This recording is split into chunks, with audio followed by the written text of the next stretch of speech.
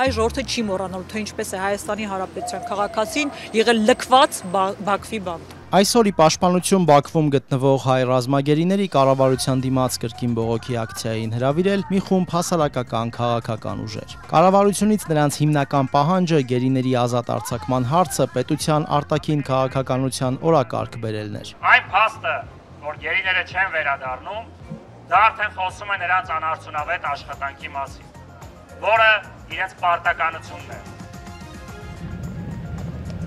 Հայաստանը պատրաստ է ստորագրել խաղաղության պայմանագիրը, որը կարող է դառնալ տարածաշրջանում կայուն խաղաղության հաստատման կարևոր հիմնասյուն։ Բրազիլիայում իր պաշտոնակցի հետ համատեղ մամուլի ասուլիսում ասել է Հայաստանի արտաքին քաղաքական գերատեսչության ղեկավար Արարատ Միրզոյանը։ Նա նաև շեշտել է, որ համաձայնելով խաղաղության պայմանագրի նախագծի վերջին տարբերակին, Հայաստանը ճանապարհ հարթեց նախագծի տեքստի վերջնականացման եւ նախագծի շուրջ բանակցությունների ավարտի համար։ Անդրադառնալով սահմանազատման խնդիրներին Միրզոյանն ասել է, որ 2024-ին զգալի առաջընթաց է գրանցվել նաև այս գործընթացում։ Մենք դեռևս չունենք դրական արձագանք հաղորդակցությունների եւ սպառազինության վերահսկման վերաբերյալ առաջարկների առնչությամբ, ասել է Արարատ Միրզոյանը։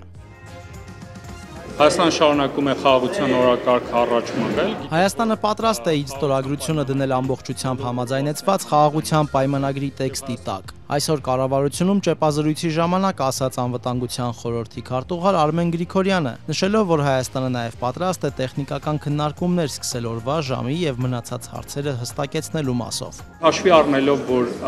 դեռևս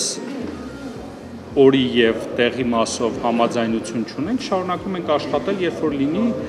հրապարակային նաև տեքստը կներկայացնենք։ Պաշտոնական Բաքուն եւ Երևանը մարտի 13-ին հայտարարեցին խաղաղության համաձայնագրի վրա աշխատանքները ավարտելու մասին։ Երևանը համաձայնագիրը ստորագրելու պատրաստակամություն է հայտնում։ Բաքուն պայմաններ առաջ քաշում Ադրբեջանի նկատմամբ տարածքային նկրտումներ պարունակող Հայաստանի սահմանադրության փոփոխության վերաբերյալ։